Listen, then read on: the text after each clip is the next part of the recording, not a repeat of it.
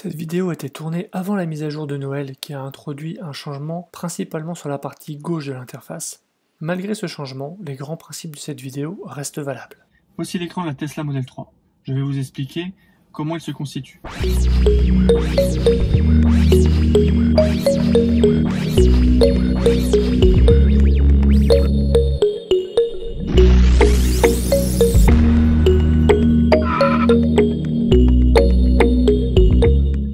Nous avons d'abord une partie gauche de l'écran, ici, qui est dédiée à la conduite. On retrouve le véhicule, différentes fonctions pour ouverture du coffre avant, du coffre arrière, de la prise de recharge.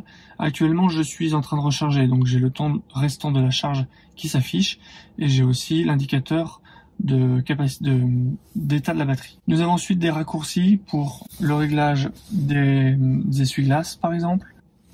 Nous avons aussi l'accès à la caméra de recul, ici. L'accès rapide à la recharge, qu'on retrouve aussi ici. Un menu pour les commandes vocales. Sur la partie droite, nous avons par défaut la carte GPS qui s'affiche, donc avec un écran assez fluide. On va laisser le temps de recharger. Donc, une vision satellite comme ça. Une vision vraiment satellite, on va dire vue réelle, la possibilité d'afficher ou de désafficher la partie trafic et d'afficher les différents superchargeurs disponibles dans la zone. En bas ici, il y a un contrôle rapide pour la partie audio qui se monte comme ça avec différentes sources. On a Spotify ici, on a TuneIn, on a le karaoké, on a le téléphone. Hop. Hop. En bas, nous avons finalement des fonctions en accès rapide. Alors, commençons par la gauche.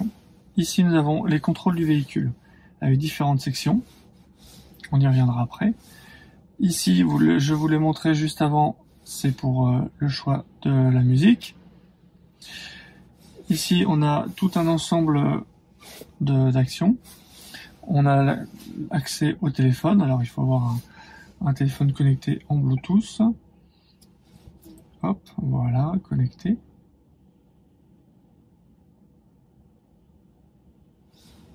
Hop. On peut avoir accès à l'agenda, mais je n'ai pas autorisé l'accès à l'agenda. Accès à la caméra, c'est le même accès que ici. Accès à l'énergie, donc on peut voir la manière dont on a consommé sur les 10, 25 ou 50 derniers kilomètres. Et on en a un affichage, on va dire instantané ou valeur moyenne. Le panneau de chargement, je vous l'ai déjà montré, donc il me reste 25 minutes de charge pour arriver aux 90% de charge que je me suis fixé. Et je suis en 16 ampères triphasé. On a accès au web, avec un navigateur web, ici. Voilà, alors là je suis sur le site Charge Price pour comparer le coût des recharges. Ensuite, on a accès à différents divertissements. Dans la zone théâtre, on va retrouver Netflix, YouTube, Twitch et des vidéos tutoriels. Et dans Arcade, on va retrouver tout un ensemble de jeux vidéo. Voilà. Toc. Et dernièrement, le coffre à jeux, on va retrouver des petites choses un peu inattendues comme le Prout, un logiciel pour créer de la musique, le feu de bois pour un moment un peu de romantisme, une planche à dessin, remplacer la carte du GPS par Mars, le Père Noël, la route arc-en-ciel. Bon, on pourra faire de ça dans d'autres vidéos. Si on continue sur les contrôles, ici on a un raccourci pour les sièges chauffants. Donc une touche, on met au maximum pour le siège chauffant conducteur. On a la même chose pour le siège chauffant passager. En rappuyant, on diminue l'intensité jusqu'à l'arrêt complet.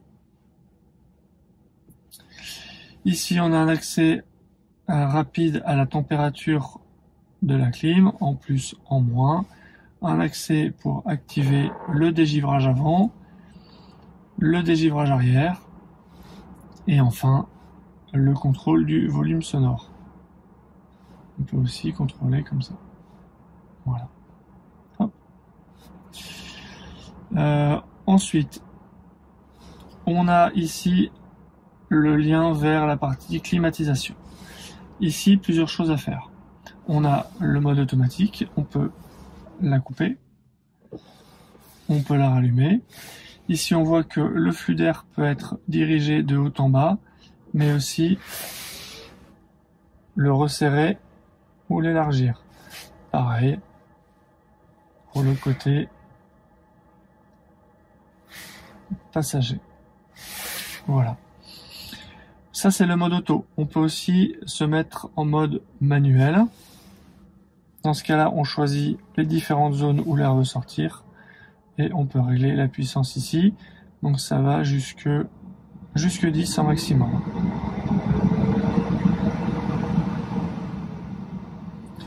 Si on ne veut pas de clim et qu'on veut juste de la soufflerie, on désactive ici. On peut se mettre en recyclage d'air à ce niveau-là. Voilà. Moi, je vais remettre la clim, je vais me remettre en auto. On a ici différentes fonctionnalités, c'est-à-dire qu'à la sortie du véhicule, on peut décider de couper la ventilation, de la laisser activer, de se mettre en mode chien si jamais on a un animal de compagnie qui resterait dans la voiture. Et enfin, le mode camping, qu'on pourra vous expliquer. Donc là, la voiture restera allumée jusqu'à ce que la batterie atteigne 20% de charge. Le mode sentinelle, l'alarme de sécurité et le verrouillage en mode sortie seront désactivés. Ça, c'est pour le réglage de la clim. Pour le réglage des sièges chauffants, on a vu qu'ici, on avait des raccourcis, mais on peut contrôler aussi là. Donc là, le siège chauffant passager est activé. Je peux régler et ici, je peux accéder au chauffage des différents fauteuils de la plage arrière.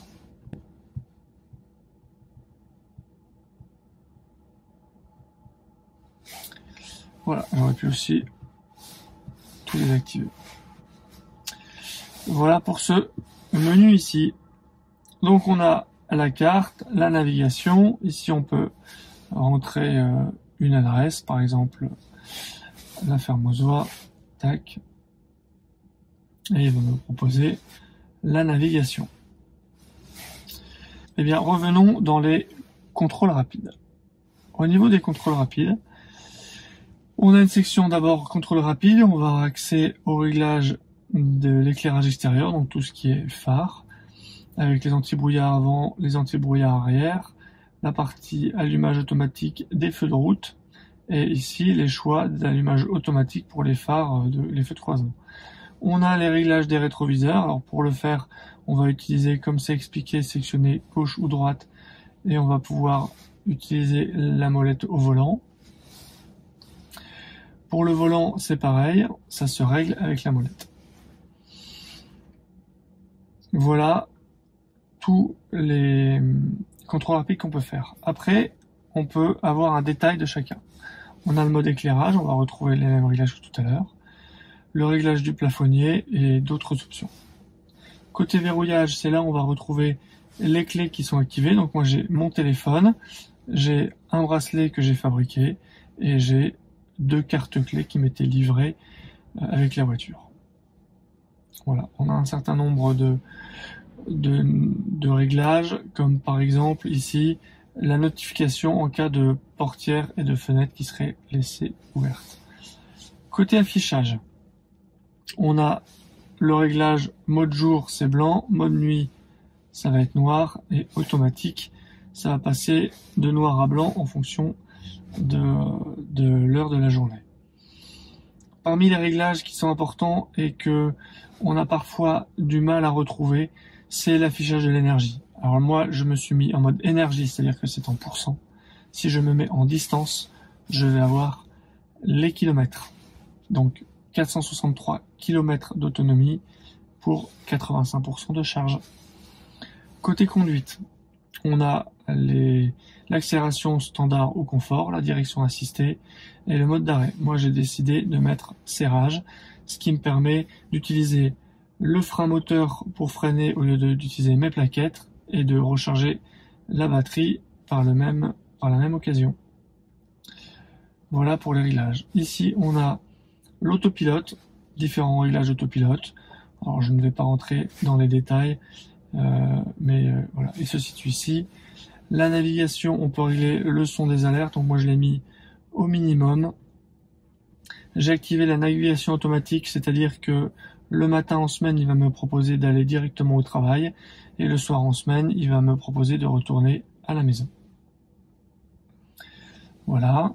Côté sécurité, on a l'appel au SOS qu'on retrouve aussi en haut à ce niveau-là. On a le réglage du mode sentinelle que je vous conseille d'activer. Moi je l'ai exclu à mon domicile parce que ça consomme un peu de batterie et que la nuit la voiture est dans mon garage, donc je n'ai pas besoin qu'elle soit surveillée. J'ai activé la caméra embarquée, c'est la dashcam, ça permet d'enregistrer des séquences vidéo en cas d'incident ou de pépin sur la route. Et on a d'autres réglages, je ne rentrerai pas dans le détail dans cette vidéo. Côté entretien, on a accès au manuel d'utilisation, par exemple, qui est là. Et on a différents réglages possibles. Côté logiciel, c'est là qu'on va retrouver un visuel de la voiture, qu'on va pouvoir lui donner un petit nom, et qu'on retrouve les caractéristiques principales, et qu'on va pouvoir aussi régler la manière dont on veut faire les mises à jour. Voilà pour cet écran-là. On retrouve aussi l'ouverture de la boîte à gants. Ici, voilà, avec la petite clé USB. Alors, qu'est-ce qu'on a sur la partie haute? Sur la partie haute, on a le réglage du Bluetooth. Voilà, donc moi j'ai un téléphone qui est appairé. Toc. On a le réglage réseau. Donc ici, je suis connecté en 4G. Mais chez moi, j'ai utilisé ici les réglages pour mettre mon Wi-Fi. Ici, on va retrouver la visionneuse de la dashcam avec différentes séquences qui ont été enregistrées plus tôt dans la journée, mais aussi à d'autres dates. On a, voilà, on a ici le mode sentinelle, donc à l'heure actuelle, il est activé, et ici le profil. On peut accéder aux paramètres du profil. Donc là, j'ai un profil qui est Charles. Je peux ajouter un autre profil, par exemple pour un autre conducteur. Et du coup, chaque réglage sera sauvegardé sur le profil. C'est quand même très pratique quand la voiture est partagée entre plusieurs conducteurs. Ce que je voulais vous montrer, c'est un point important dans sécurité. Autoriser l'accès mobile. Ça va permettre l'utilisation de l'application sur le smartphone. J'espère que cette description de l'interface de la Model 3 vous a plu et vous aidera dans son utilisation. Elle peut être un peu déroutante au début car ce grand écran tranche vraiment avec les standards du marché automobile. Mais on prend rapidement ses aises. Si tu as aimé cette vidéo ou que tu veux soutenir la chaîne, mets un like. Tu peux t'abonner pour recevoir les notifications de mes prochaines vidéos et aider la chaîne à être mieux référencée. N'hésite pas à donner ton avis en commentaire. À bientôt!